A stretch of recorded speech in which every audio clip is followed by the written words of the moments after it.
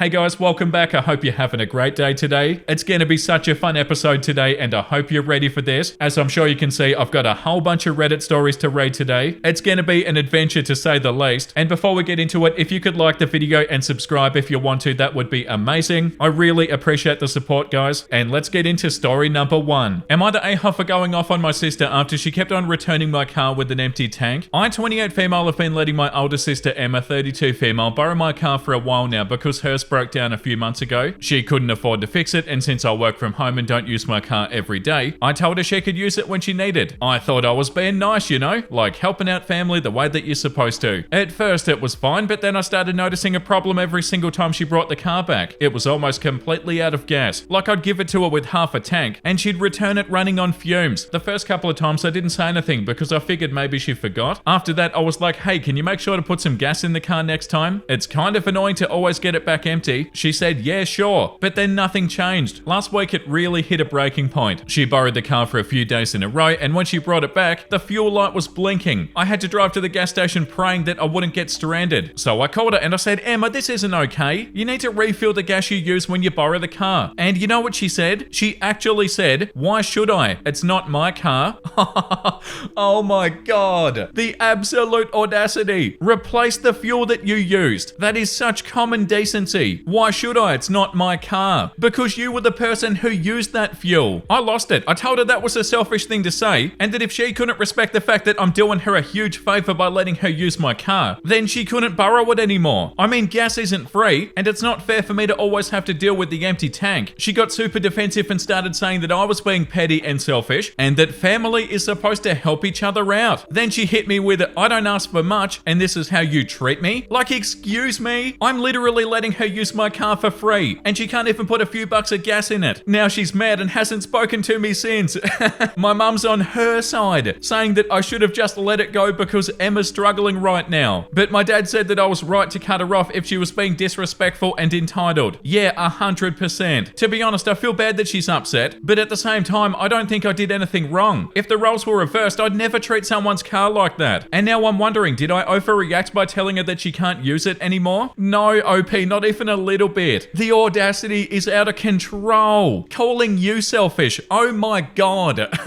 Oh, why should I put fuel in it? It's not my car. Yeah, but you were the one who used the fuel. Like, do you not know how a car works? That is so unbelievably inconsiderate. Oh, why should I? It's not my car. Hey, it's not your car. Why should you drive it? This comment says, not the a-hole. You already extended help by letting her borrow your car. The least that she could have done was say sorry and possibly explain why she doesn't or can't refill it. But instead, what you got was a snarky answer. Mum should also refill the gas for her since her daughter is struggling. OP said she didn't even apologize. She just said, it's not her car. Why should she fill it up? Her stupid answer brought me to my breaking point. Yeah, like the comment below that says, like she said, it's not her car. Why should she drive it? Yeah, I don't understand ones like this because they're so obvious. There's only one way that this goes. OP's sister is being unbelievably inconsiderate, and there's not really anything else to this one. There's no way that OP's the a-hole here. OP's done nothing but let them borrow their car. The top comment says, not the a-hole. You let her borrow your car. The least that she could do is to fill it up sometimes. She's the a-hole. This comment says, not the a-hole. You asked her a few times and she came back with the most childish response in the universe. Let her hire a car and see if the fuel was worth complaining about. This comment says, family is supposed to help each other out. Then pay for the gas. Tell your mum that if she's so unconcerned about it, Emma's going to be borrowing her car in the future. See how well mum likes that treatment. Make sure you get all your keys back from everybody, including any hidden spares, because that'll be the only way to keep her out of your car. Yeah, what an infuriating way to start the episode. Okay, moving on to post number 2. Who knows, maybe this one will be infuriating too. Am I the a-hole for ruining my co-worker's big reveal by guessing it right away? So I, 24 male, work in an office where we all get along pretty well. One of my co-workers, Amy, 30 female, is super into dramatic announcements. She once revealed that she got a dog by bringing in balloons shaped like paw prints. She's fun and we all humor her because honestly the office can be pretty boring. Last week Amy was bursting with excitement. She kept on hinting that she had huge news but she wouldn't tell anybody until Friday during our team lunch. All week she was dropping vague hints like it's something life-changing and you'll never guess. Naturally that got everybody speculating. Was she engaged or pregnant or won the lottery or bought a house? By Thursday I was kind of over it, so when she made an another big "I can't wait to tell you" comment, I jokingly said, "What are you, pregnant or something?" Well, she froze and looked at me and said,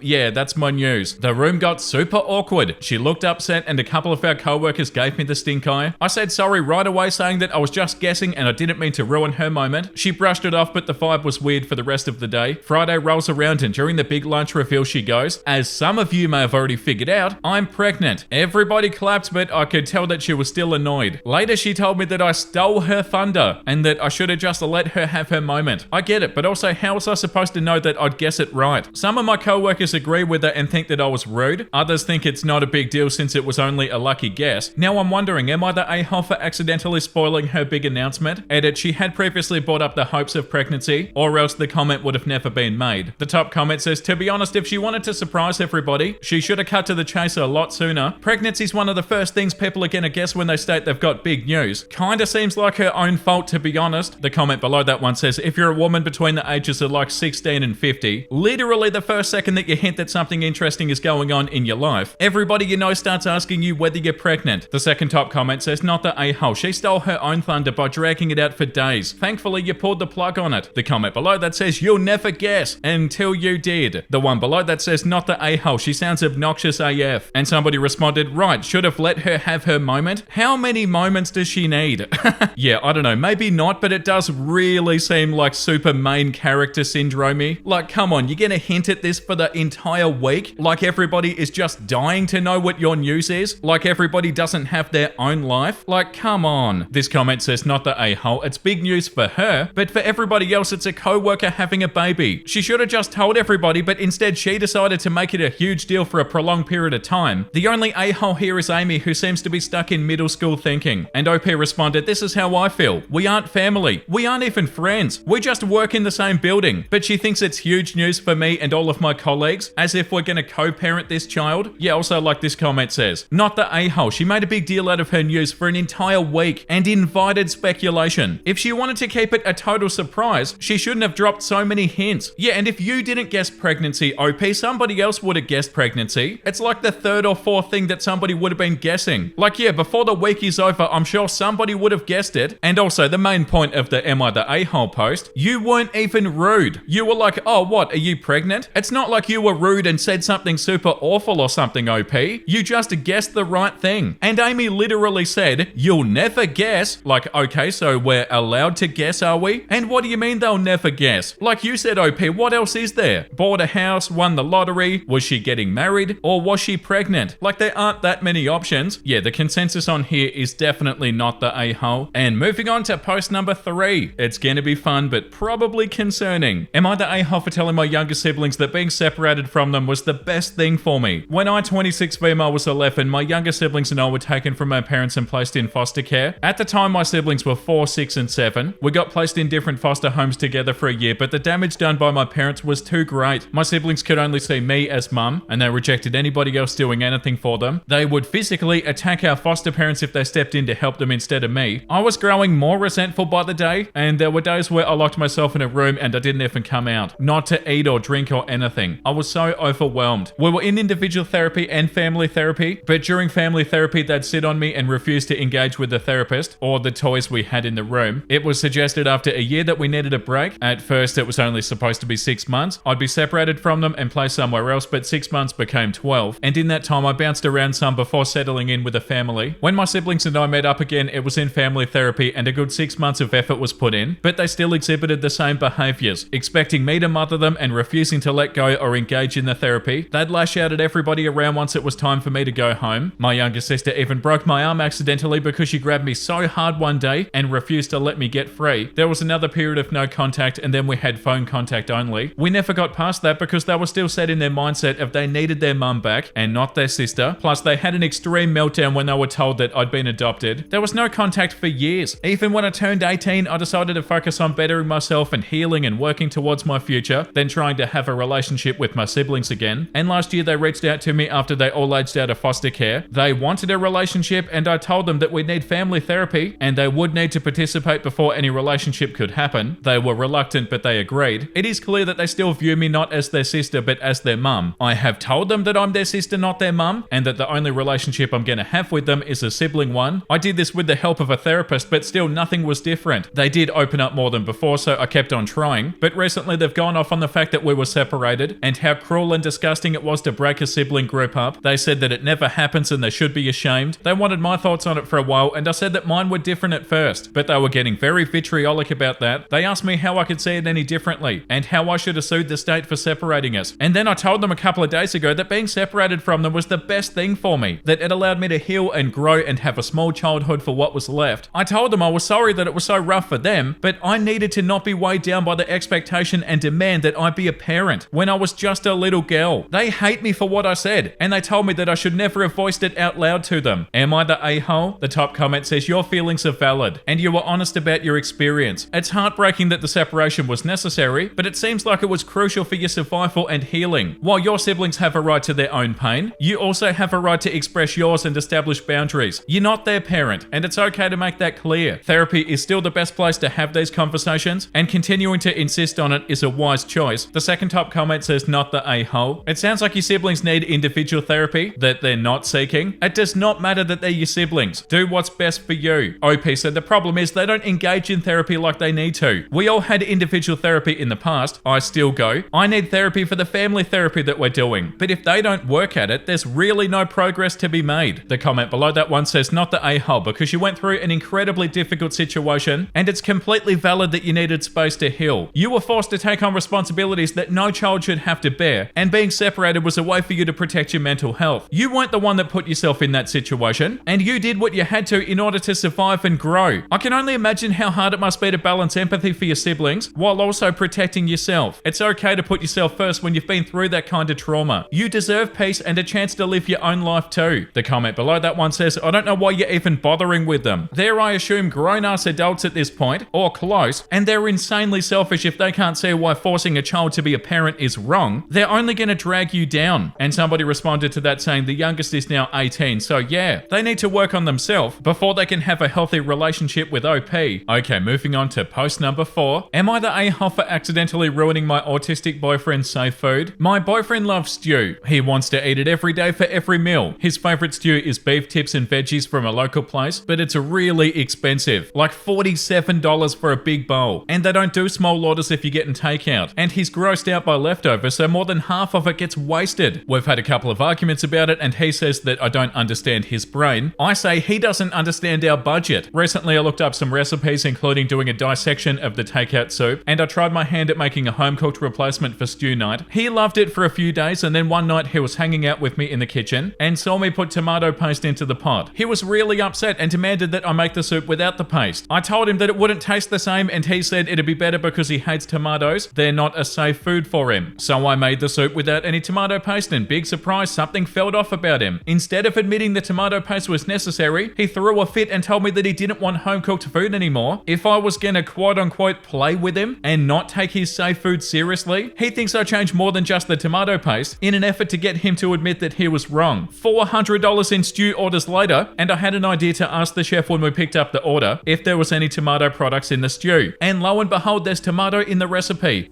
Tomato paste. In my mind, this was great because I thought that he'd get over it if he knew his original perfect stew had tomato paste. Like, oh, I guess tomato paste isn't so bad then. But it was the exact opposite. He walked out of the restaurant without saying anything and then refused to eat the stew that night and hasn't ordered it again. And has been ignoring me while sulking around the house, using his whiny voice a lot and slamming things. Oh my god. His sister also texted me to tell me that I'm a selfish a-hole for needing to get back at him by taking his favorite food away. I just wanted to stop spending insane amounts of money on stew. I wasn't trying to hurt him or ruin his life. I'm not autistic. I can't really wrap my head around caring this much about a single ingredient. I genuinely didn't see the reaction coming. We've been together for 4 years and he's only had 3 other fits like this and didn't include input from his family. This is the first time anybody in his family has ever spoke to me like this. So I've been back and forth between YOLA overreacting and what have I done? Am I the a-hole? It sounds so dumb when I write it all out, but living it has made me feel physically sick with regret. I can't think straight anymore. Edit to add, I'm getting ready for work right now, so I can't respond to individual comments, but there is some recurring confusion and questions that I do want to clear up because it might affect the answers. The stew place is a catering place with a mini restaurant, so every time that we order takeout, we're ordering a catering amount pretty much. It's not stew made of gold. We order from there 2 to 3 nights a week. It's not the only thing that he eats, it's just the top 5 foods for him. He doesn't eat this unreasonably every single day. Number 3, he does have a job and contributes with money. I'm not funding his entire diet. We do mix money, so even though he pays for the meal half the time, it does still feel like we're losing money. He works part-time and I work full-time. Bills are probably split 70-30. Okay, so the consensus is not the a-hole. Lots and lots of comments. This comment says he walked out of the restaurant without saying anything and then refused to eat the stew that night and hasn't ordered it again. And he's been ignoring me while sulking around the house, using his whiny voice a lot and slamming things. His sister also texted me to tell me that I'm a selfish a-hole for needing to get back at him by taking away his favorite food, being upset that a food that he'd previously thought safe and now doesn't feel safe because of the tomato paste knowledge. Yeah, fair enough. Needing to leave because of the overwhelm, also understandable in the moment. Using the silent treatment, being passive aggressive, slamming things, the whiny voice to keep you feeling guilty, not acceptable behavior. It sounds like he doesn't want to admit that he was wrong about tomato paste. He may not have realized that he likes the flavor of tomato but not the texture of a tomato. I'd ask his sister what he told her as the get back at him bit. Also sounds like he's omitted a lot of your side of the story. That's more of a she ruined my safe food because I didn't want to eat her stew narrative. And autistic or not, that's manipulation. Do you want to continue walking on eggshells for a man who doesn't want to accept that he isn't infallible after 4 years being in a relationship? Not the a-hole. This comment says not the a-hole. Just because he's autistic doesn't mean that he can't get used to the idea of tomato sauce. I'm autistic too and I have ARFID. I got therapy and now I'm not scared of any new food anymore. He can work on this. Okay, moving on to post number 5. Am I the a-hole for exposing my ex-fiance and his side chick? I, 25 female, have been with my 34 male fiance for over 2 years. In my last month of pregnancy, I found out that he was messing with his cousin's baby mama. I at first reached out to the woman to make myself known and everything like that, and she told me that she was married and I'm insecure. She's a licensed therapist. I asked them both to stop. They didn't. My beautiful child came into the world, and when my child was 3 weeks old, I found out that my fiance picked her up in my car and was back over at her house. I asked him again, please stop, I just had your kid. They kept on going and she was laughing at me. So I went to her business page and her personal page and I reached out to her kid's dad to expose them and what they've been doing. She since had called me threatening to get my kid taken away from me, saying that she'll pull up to my house and that she's pressing charges for defamation of her character. My ex-fiance is saying that I put him in a dangerous situation. Am I wrong? Well, sorry, but not a single full stop or a single comma in any of that. The top comment says, if he's choosing to leave you to be with an unfaithful woman who's gonna cheat on her husband with his own cousin, then let him be. He's gonna get karma all on his own. Focus on your baby and leave the loser. And the comment below that says, and get your car keys back. The second top comment says, your time will be better spent looking after the baby and yourself and seeing a lawyer about child support. It sounds like the guy's not even worth the bother. Dump him and move on. The comment below that says, find a lawyer, get your child support and child custody worked out legally so that it can be enforced, including who claims child for tax purposes. Ask the lawyer if you've got the receipts with her threatening you, if she could have a complaint filed against her license as a therapist for all of her actions. Okay, moving on to post number 6. But first, look at the beautiful kitty cats. Am I the a-hole for refusing to give up my seat on the plane so a boy could sit next to his father and to tell the father to behave himself? So I, 29 male, boarded my short flight, 70 minutes, which has a 2 and 2 seating arrangement. I booked myself a window seat, and when I got there, I saw a maybe 7-year-old boy sitting in there next to his father, about 50 years old, in the aisle seat. The opposite row also had his mother and his sister sitting there. Although this happened less than 24 hours ago, I was exhausted, so I don't remember the conversation word for word. I pointed towards my seat and the father asked if I would mind swapping so they could sit together and that their seat is in the row behind. I said that I'd only swap if it was a window seat, and he said it's an aisle seat. Then I said I wouldn't swap, and the following conversation happened. Him: so do you want to sit next to my son? Me: I don't care, I just want the window seat. Him standing up and getting his son up: you're a very nice person. I mean, not a very nice person. Me: it's none of your business and be polite. Him: I'm not, referring to polite. Me: I said something I don't remember, and behave yourself. I just stood there looking at him serious. I think he was trying to shame me initially, but he didn't respond anything else to that. His wife was watching this the whole time. When somebody in the row behind saw it, he offered to swap and sat next to me, so they did eventually sit next to each other. For all I care, they could have sat 20 rows apart and even booked a new flight. I had zero investment in this or their reasons. They can ask me, I can say no, and that should be the end of it. I didn't like that they basically pulled a fait accompli when trying to swap with me. If they care that much, they can book their seats in advance like everybody else does. I didn't have a good reason why I need the window seat, except that I like it and I don't like the aisle seat. This comment says, not the a-hole. You're right, they can ask you and you can say no. You booked the window seat because that's where you wanted to sit, and you don't have to give up your seat just because somebody else wants it. The second top comment says, I fly 40 to 50 flights a year and I see this all the time. And it's always entitled parents with kids. Just because they don't know how to book a flight doesn't give them a license to inconvenience anybody else on the plane. I used to give in to these sorts of requests, but then a few years ago I simply stopped, and now I do exactly as you did and just tell them to follow the rules like everybody else. You're definitely not the a-hole. You're just another tired traveler who did everything the right way and should be rewarded for that by getting your window seat. Okay, moving on to post number 7. I'm sure it's going to be fun. Am I the a-hole for telling my husband that I don't care if he can't raise his son? I've been with my husband for a few years now. We had good and bad days, but as a couple you overcome it, right? We've been butting heads a lot, way more than we used to. OP me 28 female and spouse 32 male. It's gotten to the point where we slept in different rooms. Of course I could see the lack of communication, so I suggested that we go to couples counselling, but he refused. I went by myself to fix the problems I had. I tried a second time and he got really angry, so I let it go. He has some from his previous relationship. I don't have kids with him, but we do raise his son together since his mother isn't in his life. There would be days that he wouldn't come home in days. By that time I kinda knew something was up, and my heart would be fast when I got closer to the truth. As the truth does hurt, I remember one day I was lecturing my stepson because he spilled glue on his carpet. I didn't even know that my husband arrived until he came into his son's room screaming at me. He told me that I had no right to lecture him when I wasn't his mother. He was doing all of this in front of his son, and he looked scared. It felt like a slap in the face because I've been there since his son was 2. And to know that this is the treatment that I'm getting, I don't know what set him off that day. I should have known from his behavior, but I found out that he was cheating on me with one of the women that he claimed was his best friend. I couldn't move when I found out about their text message and meetups and dates. I was already stressed out, completely done with everything. When he got home, I told him I knew everything, so don't try to deny it. But he still tried to come up with excuses. I just stood there and I let him babble. He started crying, saying that he couldn't raise his son without me. I told him I don't care if he can't raise his son without me. Can't say that he was shocked, but at the moment I'm at my mum's house for the next move. Yeah, like the top comment says, not the a-hole, don't go back. He does not see you as a mother. He sees you as a babysitter for when he's out cheating. Your marriage is over. The comment below that says, not the a-hole. His behavior is inexcusable. He's cheating, abusive, and disrespectful. Him saying that he can't raise his son without you is manipulative. You're not a babysitter. You're his partner. Don't let him guilt you into staying. The relationship is toxic. Leaving is the best thing for you. Focus on your own well-being. You deserve a partner who values and respects you. Do not go back. Yeah, the second top comment says, we do raise his son together since his mother isn't in his life. He told me I had no right to lecture him when I was not his mother. Sounds like Cheetah Boy expected that by marrying you, he acquired an unpaid nanny because he's damn sure not treating you like a wife. Let his current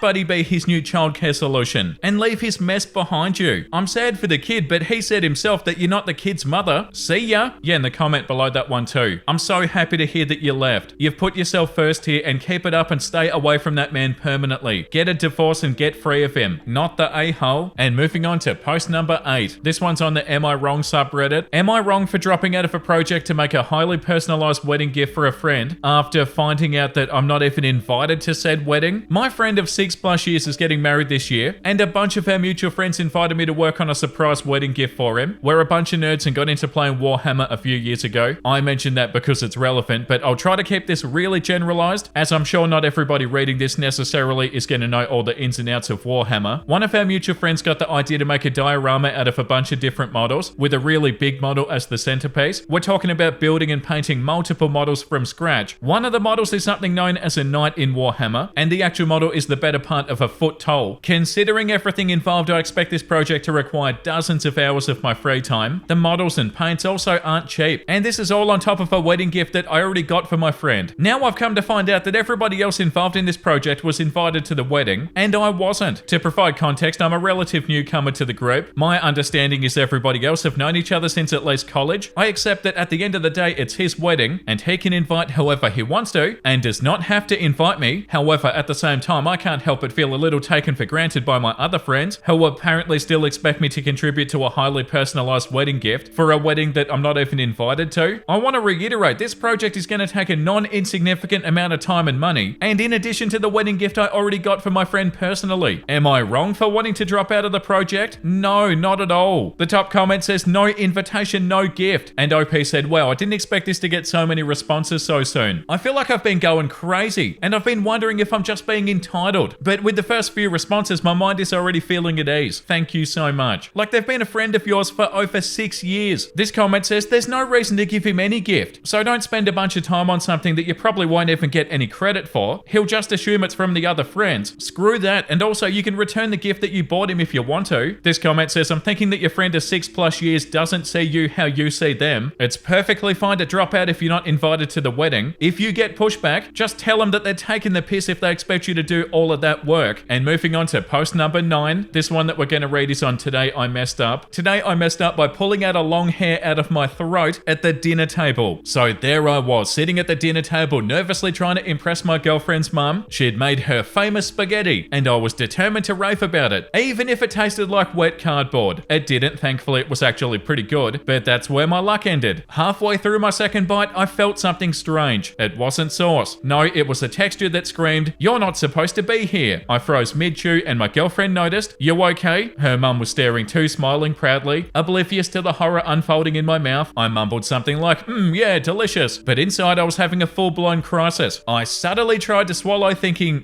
just get it down, pretend it never happened. Big mistake. That's when it hit me. It's a hair. A long hair. My brain went into overdrive. Should I just keep going and pretend I'm eating spaghetti floss? But then I felt the other end still in my throat. I had no choice. I grabbed the strand, said a quick prayer to the dinner gods, and I pulled and pulled. This wasn't a normal hair. This was Rapunzel level. This was Disney princess wig territory. The worst part, the hair was coated, and I mean coated with chewed bits of spaghetti and meat sauce, and God knows what else for my digestive journey. It was like a disgusting spaghetti necklace. My girlfriend screamed, "Oh my God." Her mum was gasping in horror. I just sat there holding the world's grossest magic trick. Her mum stammered, I don't know how that got in there. It's probably mine." Oh great, that's what I needed to hear. I'd basically French kissed her mum's scalp. I mumbled something about how it happens, and I immediately took a gulp of water to wash away the trauma. My girlfriend, she laughed so hard that she cried. Her mum looked like she wanted to crawl under the table. Oh God, that was such an experience to read. Pulling this never-ending hair out of your throat. This comment says, I gagged while reading this story. My eyes are watering. I couldn't even finish reading it. Yeah, I can nearly feel it. Yeah, moving on to post number 10. Am I the a-hole for leaving my boyfriend at the grocery store after he acted like a total a-hole? So, my boyfriend, 28 male, and I, 23 female, went grocery shopping together last night. I hate grocery shopping with him because he always treats it like a game, grabbing random crap that we don't need and making jokes about the boring things I put on the list, like it's some kind of personal attack. I wasn't in the mood for his nonsense, but I figured that I'd try to stay chill. Spoiler, it didn't work. We're halfway through the store and he's already tossed in a bunch of overpriced snacks and fancy meat, and also a random kitchen gadget that we absolutely do not need. I reminded him nicely that we're sticking to the budget this month because I just paid a huge bill, and he completely flipped. He started making these snide comments like, "Oh, sorry, I didn't realize you were my financial manager, and maybe I should just Venmo you for every chip I eat." I told him to stop, but he just kept on going louder, like he wanted people to hear. "Why don't you write me a little shopping allowance, huh? Would that make you feel better?" People were definitely staring at this point, and I was mortified. I told him I was serious. We needed to stick to the essentials, and he rolled his eyes and said, "You're so uptight. No wonder people think that you're controlling." That was it for me. I told him I wasn't doing this, and I started walking towards the car. He followed me halfway, still yelling, "Are you seriously leaving? Wow, real mature. Wow, you can't talk, dude." But then turned back to the store, probably to pout or buy some more unnecessary crap. I sat in the car for like 10 minutes texting him to stop being dramatic and let's finish the shopping and go home. He didn't reply, so I left. He had his phone and his wallet and plenty of options for getting home. When he got home later, he was pissed. He said I humiliated him.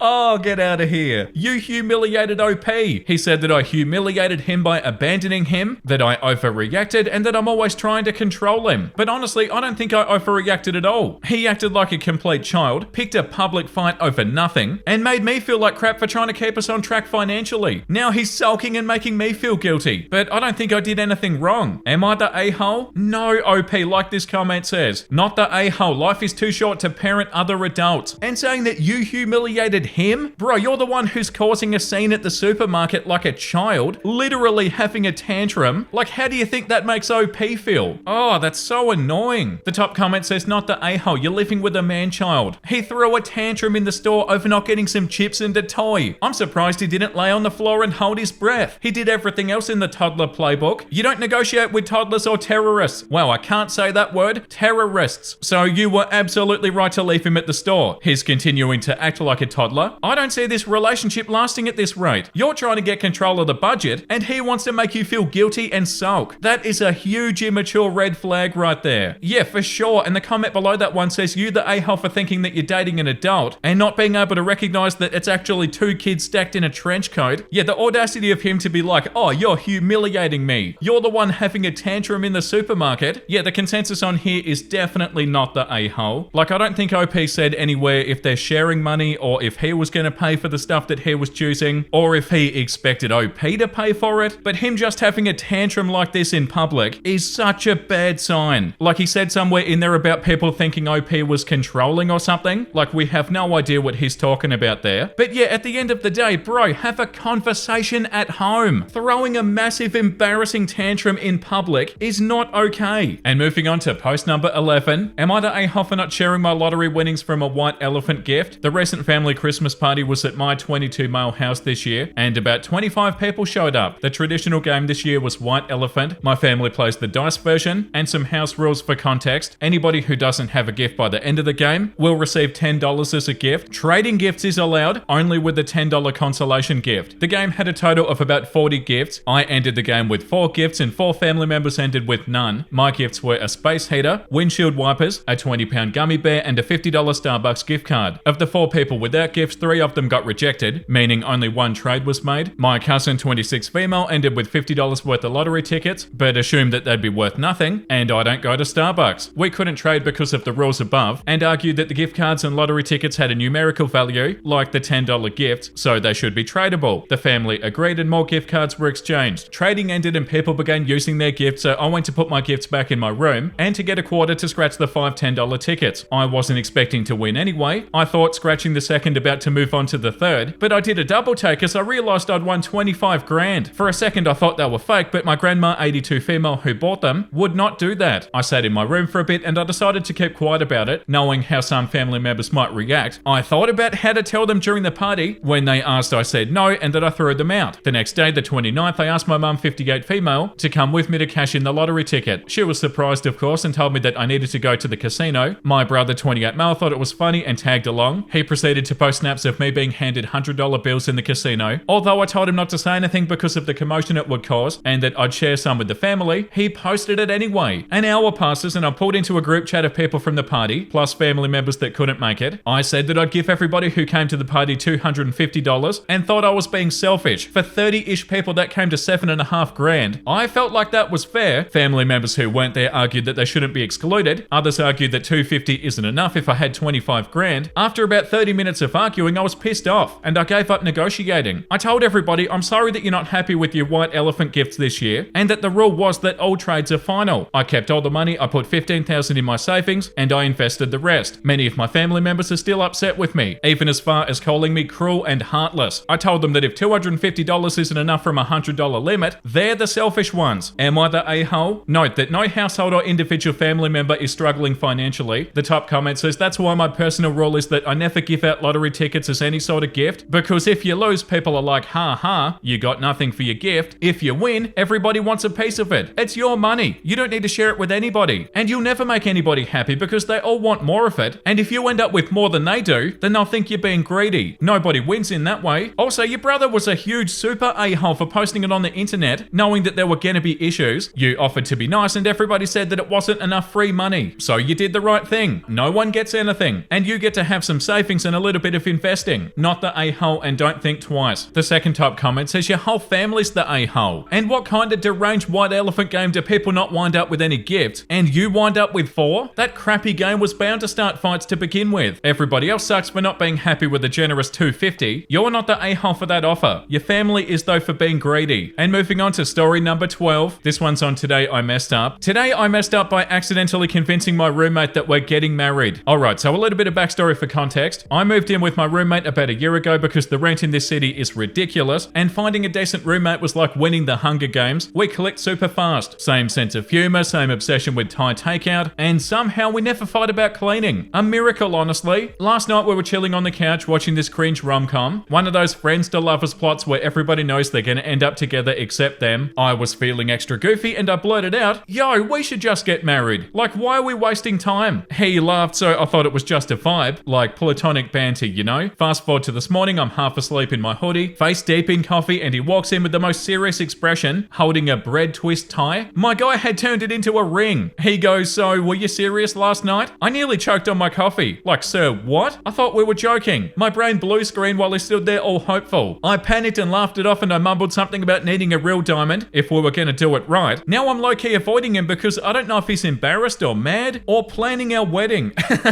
It's awkward AF. Oh, that's so funny. Yeah, but also like this comment says, I don't get from this how you think he was serious. It seems to me that he was only continuing the joke. Yeah, surely, right? Like he had a bread tie that was twisted into a ring. He's definitely joking. The comment below that one says, it seems 100% that he's continuing the joke. I don't get why people think he was serious. He didn't even make a grandiose event of confessing his eternal love. He got her a bread twist tie. And the comment below that one says, dude, it was a real bread tie. That's like 3 months' salary. That's so funny. And moving on to post number 13. Am I the a-hole for wanting to call off my wedding because my fiance's stepmom keeps on insisting that we're siblings? So I, 23 female, am engaged to my fiance Daniel, 24 male. He's the son of a very wealthy businessman, and to be honest, I come from a much more humble background. We met a few years ago at a mutual friend's party and we hit it off immediately. We have a ton in common. Same sense of humor, similar values, we're both super family oriented, and we have the same weird taste in music. We even share similar quirks and habits that make us seem like we've known each other forever. Here's where the problem starts. Daniel's father remarried a few years ago to a woman named Valerie. She's in her mid-40s and well, let's just say that she's not the nicest person. She's always been kinda cold to me, but I didn't think much of it. A little passive-aggressive here and there, but nothing crazy. However, over the last few months, things have started getting out of hand. Valerie started making these strange comments. Usually when we're alone or in private settings, she started to imply that Daniel and I are too close for fiancés. The first time that she said it, I laughed it off, thinking that it was some weird joke, but then it kept on happening. She started pushing the idea that Daniel and I are not just fiancé and fiancée, but rather brother and sister in some kind of spiritual or emotional sense. She kept on saying stuff like, it's just like the way that real siblings can talk for hours about nothing. Wow, that's not just a sibling thing. You two look so much alike. I'm surprised you haven't figured out that you're actually related. I thought that she was only being bizarre, but it kept on escalating. At one point, she showed up at one of our family gatherings with this family tree thing that supposedly proves that Daniel and I could be distant cousins. The family laughed it off, but the whole thing left me feeling unsettled. I'm not sure why she's so obsessed with this narrative, but she even started calling us the twins in front of other people, which made me feel super uncomfortable. I've talked to Daniel about this a few times, and he says that I'm overthinking it, that Valerie is only trying to get under my skin. But at this point, I'm not so sure. I feel like Valerie is intentionally trying to paint us as siblings to make me feel uncomfortable and to undermine our relationship, and it's really starting to mess with my head. We're supposed to get married in a few months, but now I'm seriously considering calling it off. I don't know if I can marry into a family that has this kind of weird toxic dynamic. I don't want to feel like a part of this twisted narrative that's being forced on us. Daniel says that I'm letting Valerie win by even thinking about this, but it's messing with my head so much that I don't know if I can even go through with it. Am I the a-hole for thinking about calling off my wedding because of Valerie's insistence that Daniel and I are siblings? Should I brush it off like Daniel wants? Or is this a sign that something deeper is wrong here? Edit, just to clarify, we're definitely not siblings or related in any way, shape or form. Valerie has no evidence or reason to believe this. It's all just her weird fixation. Also, Daniel and I are both adamant about not being related in any way. We've been to family gatherings and nobody in the family has mentioned this before. Valerie's definitely the only one who keeps pushing this narrative. Edit, for those who are saying that I should not let this ruin my marriage, something that I forgot to add in this post was that she brings this up constantly. In family group chats, social situations, even in front of the children in the family. In public when she brings it up, me and my fiance get weird looks, and even the children in the family have been asking me if Daniel and I are actually brother and sister or not, which to have to explain to a child that it's just the family's humor does not cut it. I've tried avoiding it, but Daniel's father claims that it's me being sensitive and cruel, but I've actually lost sleep over this. Daniel told me a few days ago to just ignore it, and it's only a funny joke. But when you become the butt of a joke, it's not funny anymore. His mother-in-law has even met my family and questioned them about whether they had any distant family when looking at my wedding dresses, and to me, that's where it went too far. I love my fiance with every fiber of my being, but he's not defending me at all when I tell them that bringing up the fact that me and my husband could be in an incestuous relationship makes me uncomfortable. I feel completely alone in this, and I don't want to think about ruining our soon-to-be marriage, but I have considered it. Will I ultimately choose that? No, but I don't know if I want to be with somebody who completely undermines my feelings for the sake of his mother-in-law who ultimately does not have his nor my best interest at heart. I'm going to bring this up to him again later today or at a later date. I'll keep you all updated. Edit, a lot of you have a point. I don't think my fiance is a red flag though. I'm assuming that's how him and his family joke with each other, and since I'm not really the joking type, maybe I don't don't understand it. But you are one of the more understanding comments, which a lot of the others are not, and they just don't see how this has affected me and strained my relationship with my soon-to-be family. I've tried cutting off the mother-in-law, but my fiance and his father have convinced me not to, and so it feels like I simply can't win in this situation. I texted my fiance about this post in the comments, and he told me if I bring it up again, he'll just remove me from the family group chat entirely. I feel as though he's mad at me, which maybe I've overreacted, but I'm not really the confrontational type and he knows that, and it's his family. Since I'm his soon-to-be wife, he should be understanding of that and of my boundaries, but he shuts me down each time. And now I kind of feel like the a-hole for making it such a big deal. He wants me to apologize to his family for the sake of peace, and to just go along with it for the sake of good fun. But doing that makes me feel like I'm pushing aside my own feelings of the matter for the sake of a weird joke that the mother-in-law made. Should I apologize or stand my ground? It feels like the latter to me. The top comment says, whenever she starts talking like this, look really uncomfortable, look away, and then loudly say, Valerie, I've asked you repeatedly not to speak to me about your incest fetish. It makes me and everybody else uncomfortable. And then walk away while looking behind you to make sure that she isn't following you. The second top comment says, sounds like Valerie married a rich man and wants to make sure that he doesn't leave money to his son by breaking up his relationships and causing a rift between father and son. Does your fiance's father hear this? What does he say about his supposed daughter? And the comment below that one says, exactly, my first thought. She's protecting her inheritance. And the comment below that one says, I don't know if you're the a-hole. However, if your soon-to-be husband can't set her straight, knowing that you're uncomfortable, that would be a red flag for me. It's his family, so it's his job to check her. If he can't take how you feel seriously, then maybe you shouldn't be getting married. And this one says, not the a-hole. It's not just some harmless joke. It's getting really creepy and messed up. If Daniel's not backing you up and his family are letting it slide, that's a huge red flag. It's not about Valerie winning. It's about how you're feeling and how this is affecting you. And if he doesn't stand up for you now, what's going to happen down the line? You deserve support, not to feel like you're stuck in some weird narrative. Take a step back and really think about it. Your mental health matters more than a wedding. Yeah, the fact that Daniel isn't standing up for you here is wild. And yeah, like the comments say, a huge red flag. And moving on to post number 14. This one's on Today I Messed Up. Today I messed up by not telling my company that I'm colorblind. Obligatory, this did not happen today. I have protanopia. The color red is non-existent to me, as well as most of the green spectrum, with a considerate part of the blue spectrum classified as muddied. Back in 2006, I took a job outside of my chosen field, working in the transportation department doing cargo shipping and receiving. I had been working on the software side of the industry, and after being laid off, I called in a favor and I started in the physical side of things. Started out in the air cargo company, small outfit, less than 10 people, domestic and international cargo transport. I know the vernacular, I know how it works, and I've got the talent to make it happen. I realized that I excel at the whole negotiation process in terms of cost for cargo, and things are going smooth. One day I'm tasked to do some work in the records room, sorting and filing waybills, and I'm given the instructions. International shipments go into these folders, points to a stack of boxes with open box of folders on the top. Domestic shipments go into these folders, and then points at a different stack. Put waybills into folders, label with first name of supplier, and store in the drawer. I bang it out, I'm on fire. I blitz through the backlog and I get through 6 months of backlog in a day and a half. The folders were red and tan. I saw no difference. Nobody said there was any difference, and the boxes under the open ones were mixed up. Q 4 months after, and we're doing an audit, and one of the files is noted to be in the wrong folder, and then another, and then another. The company's in panic mode because now their system can't be trusted. So if they get an investigative hold, they might miss the paperwork. A memo comes out, and the whole company comes in over the weekend to resort the last 2 years worth of cargo waybills. We all sit down, grab boxes, and start sorting. And that's when I realized that it was all my fault. So I'm sitting here holding up 2 folders, trying to tell them apart, when the owner asks me, what the f***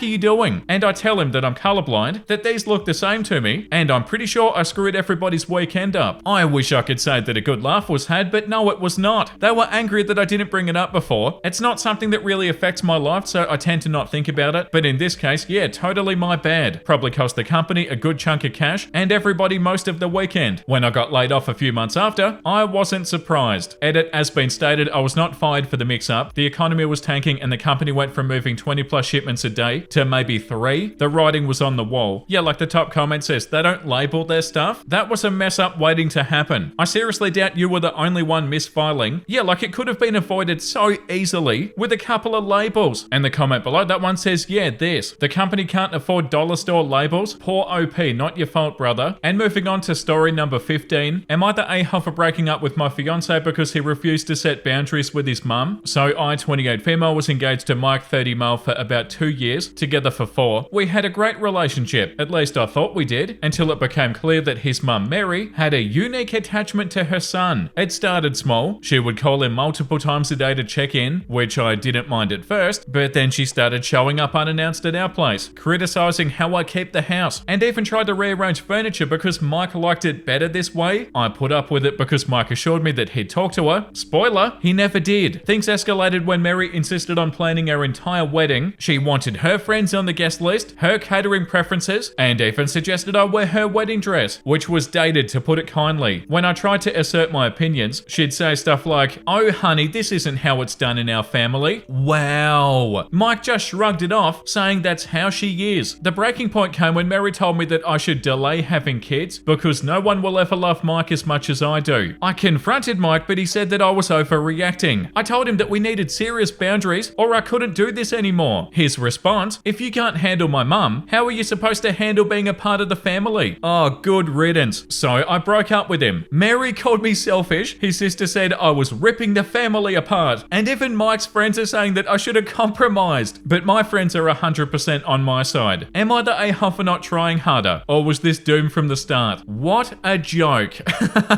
I can't believe what we just read. You can have your mummy, Mike. The top comment says, "Girl, you dodged a lifetime of being the third wheel in your own marriage. If you can't set boundaries now, imagine trying to argue with Mary over baby names or holiday plans. You're not the villain for wanting a husband, not a mama's boy. Let him and Mary live their happily ever after. You deserve better." Yeah, 100%. That's not a husband. That's just a mama's boy. In like the worst way possible. Mary is this overstepping toxic mess. And not only is Mike not even capable of standing up to his mum, but he puts his precious mum before his fiance. The second top comment says, "You darling dodged a nuclear bomb. If he bothers you, tell him to go and marry his mother, because only she can love him as much as she does. You, on the other hand, sweetheart, deserve better. Somebody who's not in an incestual relationship with his mum." Oh, that's so infuriating. And saying that you're overreacting. Bro, you've got no idea, do ya? Yeah, marry your mum, dude. Okay, moving on to post number 16. Am I the a-hole for not wanting to host my friend's wedding at my farm? I own this small farm that I inherited from my grandparents. It's a really beautiful place. Rolling hills, a big red barn, a cozy little garden, and lots of charm. I've always loved it, and people who visit always comment on how perfect it is for events like weddings or parties. My friend Emma has been one of those people, and for years she's joked about how she'd get married here someday. I honestly thought it was a joke, but a couple of months ago, Emma got engaged, and guess what? She asked me if she could actually have her wedding at my farm. At first, I thought it was sweet, and I said I'd think about it. I mean, it's my friend's wedding, and I didn't want to be the bad guy who crushed her dream. But as we started talking about what she wanted, things kind of fell off the rails. Emma's vision is not some small, cute backyard style wedding. She's planning this huge event with over 200 guests, a full catering service, live music, and a ton of decor. She wants the place to look like it's straight out of Pinterest or a bridal magazine. She also suggested making changes to the farm to fit her vision. And when I say changes, I don't mean moving a few chairs around. She wants to level part of the field to create space for a dance floor and parking, trim down some trees to improve the views, and even put down gravel paths so the venue will be wheelchair accessible for some of her guests that are coming. When she told me all of this, I was so shocked. Like, I get it's her big day, but it's my home. The idea of turning my peaceful farm into a full-blown construction site just didn't sit right with me. I told her I was not comfortable with the modifications, and I suggested maybe having a smaller, simpler ceremony if she does still want to use the space. I thought that was a reasonable compromise, but Emma was not happy. She said that I was being selfish and ruining her dream wedding. She even implied that since I inherited the farm, I should feel lucky to have it and more willing to share it for something this important. And that kind of stung, to be honest. It's not only about the changes to the property though. Logistically, hosting a wedding this big would be a nightmare. My farm isn't equipped for events like this. I'd need permits, extra insurance, a plan for parking, and a way to deal with the inevitable mess and damage that would follow. And where would my animals go? I'd have to board them somewhere else for days, maybe even weeks. It's too much. Emma keeps on saying that it would save her so much money compared to renting a proper venue, and as her friend, I should be happy to help. But it feels like she's asking way more than what's reasonable. I don't want to spend months fixing my property or stressing about legal stuff because of somebody else's wedding. I feel a bit guilty, but at the same time, I think Emma's asking for way too much. Am I the a-hole for saying no to hosting her wedding? No, definitely not, OP.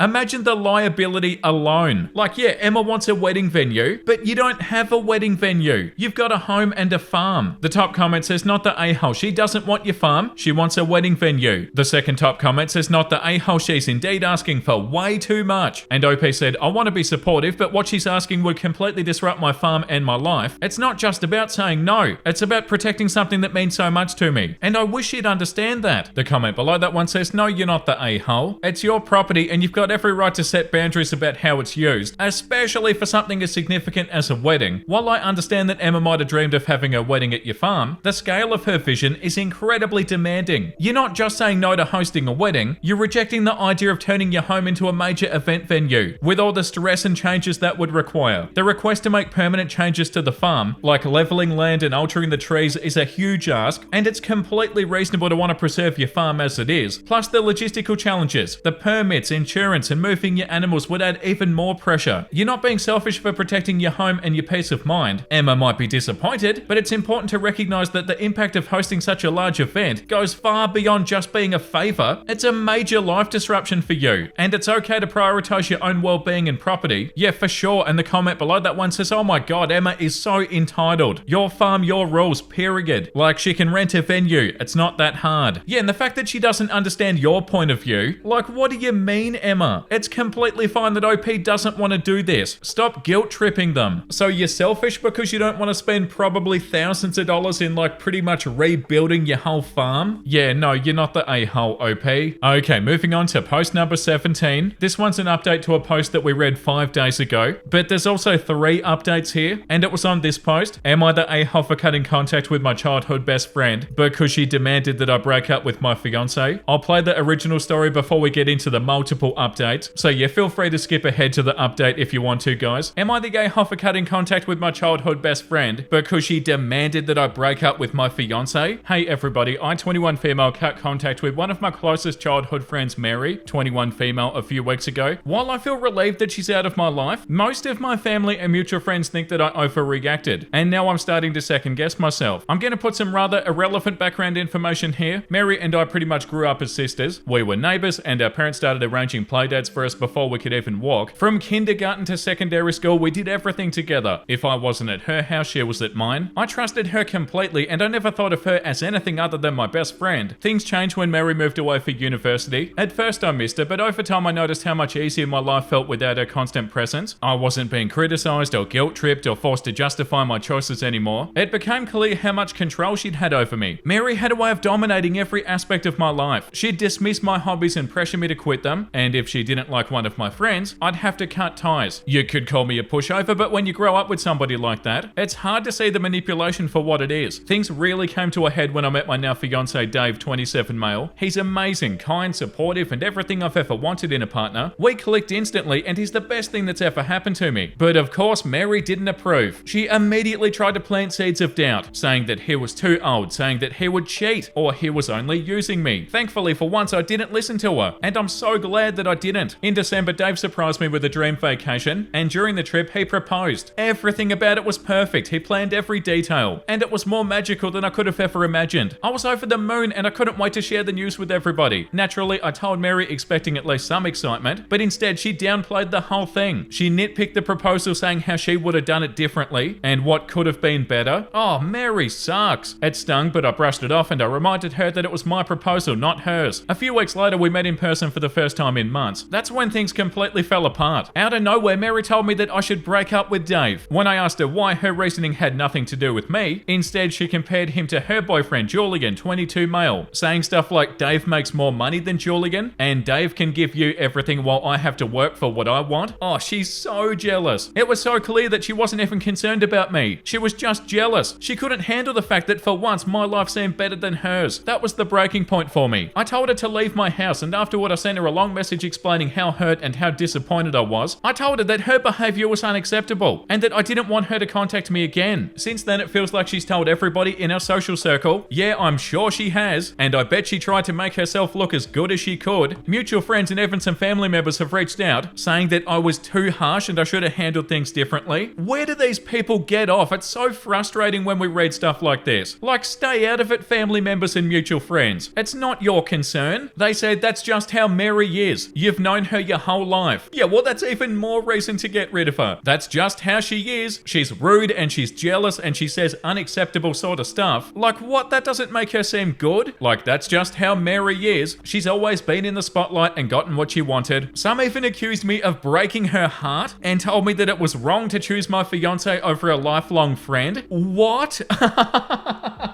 Oh my god. What absolute dingbat said that? Oh yeah, I'm gonna get rid of my amazing partner because of my jealous quote-unquote friend that's really not a good friend. Who said that? Even my mum said that she expected better of me. What? And that's what's making me question my decision. Did I overreact? No. Mary's been a huge part of my life for as long as I can remember. Yeah, sure, she has her flaws, but we've also shared countless good times and memories. Am I throwing away years of friendship over this? Should I try to fix things? Or was cutting her off the right choice? Yeah, like this comment says, bye Felicia. That is toxic. You need women or people in your life who will lift you up, not push you down. Cut her off. No invitation to wedding. Yeah, like what are the family members and the friends talking about? Mary's not a friend. You support your friends and their relationships. You don't tell them to break up with their partner and make up that they're gonna cheat on them because you're jealous because they've got a better relationship than what you've got. That's toxic a-hole behavior. OP said, I completely agree and I'm not planning on inviting her or speaking to her ever again. But it's honestly so painful to think about her not being part of my wedding. I've known her forever and all of my childhood memories include her. We've talked about our potential weddings a lot and how great it would be to have each other as our maid of honor. Yeah, but Mary's behavior is on her, OP, not you. You're not the one being a jealous, toxic friend. This comment says, yeah, you are throwing away years of friendship for your fiance. Thank the gods. Throwing away a quote-unquote friend who bullies and insults you, who uses guilt trips and emotional manipulation, and who wants to control your life as if you were her puppet. All for a fiance who's only been kind, supportive, generous, and thoughtful, and most importantly, makes you happy. Well done, and not the a-hole. Yeah, I can't believe this post. But also, you're not the one who's throwing away the friendship. Mary is OP, not you. You're throwing away the friendship because you're not going to put up with her crap anymore? Well, yeah, that wasn't much of a friendship anyway. And she's definitely not a good friend, OP. Update, am I the a-hole for cutting contact with my childhood best friend because she demanded that I break up with my fiance? I've posted another update for those who are interested. A quick sum up because the update is quite long. I visited my parents today and I found out that Mary told them that Dave was cheating on me. My dad ended up believing me, but my mum is still on the fence and unsure of who to believe. Also, everything that's irrelevant to this update I put in italics, so if you're only interested in the update, you can skip the italics part. Yeah, okay, I think I will skip that part. So onto the actual update. We visited my parents around noon today, talked about everything and tried to understand what had happened. It turns out Mary really was telling a made-up story while sprinkling in some truth here and there. Apparently she told people, or at least my parents, that Dave was cheating on me with a co-worker of his, which is why she told me to break up with him. She said this affair had been going on for at least 4 months and that she knows about it because she's seen them together at a cafe in a different city a few months ago. Let's assume this would be true. Why didn't she inform me or my parents sooner? Like, imagine your best friend's back then boyfriend is cheating on her and you know about it. Wouldn't you tell her right away? This is also why I can't understand why my parents, especially my mum, would believe her. According to her story, I got incredibly mad and kicked her out and I haven't spoken to her since. Now, some of it is true, as you should know from my original post. For one, her telling me to break up with my fiance, as well as me kicking her out and cutting contact. However, the whole story about Dave cheating on me is something I've heard about for the first time today, plus completely made up. Just to remind you, she told me to break up with him because, quote unquote, Dave's a better boyfriend than Julian, her boyfriend. By the way, I also feel so sorry for him. I can't even imagine how much she would push him around. My mum said that she didn't believe that Dave was cheating on me, but was disappointed in me for how I handled the situation, especially since I could have known if Mary wasn't telling the truth. She thought that cutting off my best friend for being concerned about me was too harsh and that we should have talked it out. I've also assumed that she's scared to lose longtime friends when I cut contact with Mary, which also turned out to be true. Mary told her mother what happened, who just so happened to be best friends with my mum, and according to my dad, Mary's mother is mad at me for treating her daughter so badly and accused my mum of not raising me right. So yeah, there's that as well. After my mum explained what Mary had told her, I went on to tell her what really went down. The jealousy, the manipulation, the lies, all of it. The things that I said in my original post and much more. She didn't believe me at first and said that I was blowing things out of proportion, that Mary had good intentions but simply didn't know how to communicate them well. I showed her some text messages between Mary and me, told her about past incidents, and my fiance tried to back me up as best as he he could, since my mum was not listening to me at all and kept on defending Mary. To say that I dug deep and told my parents about all sorts of stuff is an understatement. I even went as far as telling them about a sex incident. So yeah, I didn't leave out any details. My dad believed me from the get-go, but my mum kept on going back to how great of a person Mary is and how she just wants the best for me. She also kept on saying how I've never had an issue with Mary in the past, not true, and that I'm now creating unnecessary drama because of a misunderstanding. Maybe I'm creating unnecessary drama, maybe not. In my opinion, it's necessary though. I've let her do whatever she wanted for far too long. At some point, my dad simply told her to shut up and to stop making excuses for Mary. So at least I have one parent on my side. My dad's always been a very non-confrontational person and never really stood his ground, especially when it came to my mum. But I found out that he thought that Mary didn't have a good influence on me growing up. He apparently also told my mum that he wanted to limit the contact between Mary and me when we were younger, but my mum didn't see his point and let our friendship continue. So basically, the whole issue could have been avoided if my mum would have put her own friendship with Mary's mum aside for her own family. Great. In the end, my mum said that she'd speak to Mary and ask her if what I'd said was true, which honestly pissed me off. After everything I've told her, she still wants to crawl to Mary because apparently what her actual daughter says isn't good enough. She tried to justify it since Mary is her daughter too, and it's unfair to only hear my side of the story. Alright, but you've already had a heartfelt conversation with Mary in which she was lying to you completely. After she said all of that, we started having a screaming match. I know, not healthy, but it felt so good to let it all out. To say that I cried heavily out of frustration after talking to my mum is an understatement, and I'm so glad that my fiance was with me because I sure as hell wouldn't have been able to drive home safely. But on a good note, I got an ice cream and we watched my favourite show when we got back, which did make things better. I've not told my mum that I'm considering not inviting her to my wedding. We're not planning to get married until next year anyway, so there's still enough time for her to make up her mind about who she'd rather believe. Plus, I don't want to create too big of a rift between me and her. As for mutual friends who took Mary's side, I've decided not to respond to them. I'm not sure if Mary told them the same story that she told my parents, but I don't care. I don't want to see Mary ever again, or at least not in the foreseeable future, and mutual friends would make that a whole lot harder than it needs to be. Besides, they're not my only friends or close friends of mine. Dave's also okay with me not running after them to clear his name. If this whole situation should leave this friend group and turn public, I'm gonna contact them, but right now we don't see a point in dealing with Mary's minions. Right now I'm hoping that Mary messes up her story somehow, and that my mum is gonna see her for who she really is, while she's been acting absolutely disgusting towards me, and basically chooses Mary over me in this situation. I think that I can look past this. It's my mum after all. Cutting off friends is one thing, but cutting off close family, that's a whole different story, and I'll try to mend things the best I can. If she's gonna stay loyal to Mary, I don't know what I'm gonna do, but that's not something that I have to think about right now. Wow, okay, update number 2. I want to say this in advance. I don't know if my dad was telling the full truth. I do believe him, but he might have exaggerated or left stuff out. It's entirely possible that he lied to a certain extent. I personally don't think that, but then again, most of the stuff that he told me yesterday, I've heard about for the first time, and they make him seem incredibly innocent. Maybe he was lying, I don't know. The whole situation makes me question who I can trust. So we had dinner with my dad last night, and it went pretty well overall. We mainly talked about my mum and Mary. Apparently my mum had always been concerned about what others thought about her, but when she met Mary's mother, it reached a whole new level. Mary's mum often criticised my mum for all sorts of stuff, her parenting style, her clothes, her house. Whenever it was something that my mum could change, she changed it immediately to appease Mary's mum. That's also why I got put into dance classes when I was younger, because Mary's mother signed Mary up for dance classes, one of many examples. So yeah, as most comments suggested, she's being pushed around by Mary's mum. Is she a narcissist? I don't know, I'm not a psychologist. One thing to know about Mary's family is that they do a damn good job at appearing perfect. Happy family, nice jobs, nice house. I guess my mum bought their persona and tried to copy it. I'm not going to trash talk the whole family here, but let's just say that they've got as many flaws as any other family. Also, my mum was apparently talking crap about me to my dad, comparing me to Mary in basically every way. And she even said multiple times that she wished Mary was her real daughter. She also believes that I took away her chance to live her dream life. Fun fact, but according to my dad, my mum's apparently huge on family. She's always wanted to have at least 4 children. Ironic, I know. She had a pretty traumatic birth experience with me, and doctors told her that she shouldn't try for children again. Yet apparently she's blaming me for that. She then hoped that she'd get to live her dream through me, basically that I have a lot of children. Bit of TMI right here, but I've mentioned it in the comments a few times. I can't get pregnant, like at all, which means that she luckily won't get any grandchildren from me. I guess she sticks so close to Mary and Mary's mum because she hopes to be a grandma to Mary's potential children. That's so creepy and messed up in my opinion, but oh well, we're talking about my mum here. I also feel I need to clarify that I didn't know any of that. My mum never said anything negative about me to my face. Sure, there were some comparisons here and there, but nothing major or something that had an impact on me. It's always been general stuff stuff the parents tend to do, comparing grades and behavior and skills. She's also never directly blamed me for her inability to have any more children, and never said anything bad about me not being able to conceive. It's all stuff that she apparently said behind my back. She's always been pretty alright to me. She most definitely wasn't the best mum ever, but she wasn't horrible either. Just a person who, in my opinion, should not have had a child. My dad also admitted that he had considered divorcing her a few times, but never went through with it because he was scared that my mum would get primary custody. He's currently considering it again, so let's see how that goes. As for why he never stood up to my mum, he genuinely didn't have a reason for it. He knew that my mum's never said anything like the stuff above to my face, so he didn't think that he should tell me, at least not until I moved out. He didn't engage in these type of conversations with my mum and kept on telling her to stop every time, which caused a lot of fighting between them. I knew that their marriage was messed up, but I always thought that had different reasons. Also, my mum reached out to my mother-in-law and complained about Dave, how he changed me and stuff, referring to me cutting off Mary and choosing my fiance over my best friend. My mother-in-law, who's an absolute angel by the way, simply asked her why she's discussing this with her, since Dave and I are adults. There's no need to contact her for it. My mum also told her that Mary said that Dave is cheating on me. She then simply told my mum, "It sounds like Mary's projecting," and then hung up. I'm so pissed that my mum tried to involve her in this situation, and I can't help but wonder if she has tried to create conflict between my mother-in-law and my fiance. Maybe she genuinely believes Mary and wanted to warn my mother-in-law, but I guess that would be wishful thinking. For some background, my mother-in-law was a single mum because her ex-boyfriend, Dave's father, cheated on her shortly after giving birth. As you might be able to imagine, she hates cheaters with a burning passion, and my mum knew that. So yeah, I guess my mum talked to Mary, who doubled down, and my mum decided to believe her. I was expecting that this would happen, but I'm so disappointed. I'm not even sad or angry or anything, just absolutely disappointed and confused. I'm currently considering sending her one last text before cutting her out for now, but I don't know if I should give her the pleasure of receiving an explanation. I'm still on the fence about cutting ties with her in general, mainly for my dad's sake. Their marriage is rocky already, and although he's considering divorce, I'm not sure if he's actually going to do it. Keeping in contact with one parent while not talking to the other must put a whole lot of stress on the parent that you're still talking to, and I don't want to worsen my dad's home life any further. It's so crazy how I've lost so many people who are considered important to me in such a short amount of time. This whole situation also made me question other people, like my dad, a whole lot. There were so many people in my life during all of those years and nobody said anything. Why didn't my grandparents step in, or my aunt, or my family friends? I can't imagine that they didn't know about any of it, but then again, I didn't either. I also have no idea why I never noticed that my mum held some sort of resentment towards me. Shouldn't I have noticed? I mean, I've been living under her roof for 18 years, yet I never noticed or imagined that she actually doesn't like me. Also, yeah, Reddit became my new diary. Oh god, that's so terrible. Yeah, the top comment, not the a-hole again, but you need to pull the plug with your mum. Yeah, your mum is so awful. Okay, update number 3. This is going to be a small update since not much has happened, but I still want to share this because I think it is quite ironic. It's also pretty late at night and I'm staying at a hotel right now, so I'm sorry if stuff doesn't make a whole lot of sense. I had a gig tonight and Mary's ex-boyfriend Julian showed up after the show. Yeah, ex-boyfriend. He came up to me and told me that he broke up with her this morning. He then got free drinks for the rest of the night and we had an amazing time at the after party. I've already mentioned this in the comments, but I told mutual friends who asked, not those who attacked me, what really went down between Mary and me. I guess they've told other mutual friends and it got around to Julian. He asked her if my story is true and Mary apparently got really defensive. After some back and forth, she called him an option that she's keeping around until Dave's single or she finds somebody better. Wow. He dumped her right there and then. Yeah, good. Mary's a piece of crap. Mary must have spiraled after that because she texted me over a new Instagram account and said that I've ruined her life. I don't believe in karma, but this honestly made my day. Also, I've called my grandparents and they didn't know how my mum really felt about me, which does put my mind at ease a little bit. At least I wasn't the only one being oblivious. I guess she did a really good job at hiding her true sentiments. For my parents, I've decided to go low contact with my mum and keep in touch with my dad. He's not going to divorce her anytime soon for several reasons. I'm also still on the fence on whether to cut ties with my mum completely or not. While many people in the comments mention that they're not in contact with their families anymore, I don't feel ready for that yet. I want to have a conversation with my mum first, just so that I can hear what I've been told by my dad, straight from her. But right now, I don't want to have that conversation. So yeah, I'm keeping her around for now. The top comment says, OP, I'm glad you're getting the support you need and deserve. I'm also glad that Mary is getting what she deserves. I had a thought about if she wanted your fiance, and this supports that. Just be honest and let her dig herself a hole with her lies and jealousy. I'm glad that you go in low contact with your mum, and I understand the hesitation of going no contact, as that is a hard thing to decide. Hopefully your dad continues to support you and doesn't let your mum walk all over him. Keep Mary and anybody that supports her low contact or no contact. Wishing you the best. Yeah, I can't believe what Mary said to Julian. You're an option that I'm keeping around until until Dave's single or she finds somebody better. He dumped her right there and then. Yeah, and so he should. That is so terrible. And that's enough for today. We need to read something wholesome so bad. I left the groceries for 1 minute so that I could pee, and he took a bite out of every single tortilla. I hate him, I hate him, I hate him, I hate him.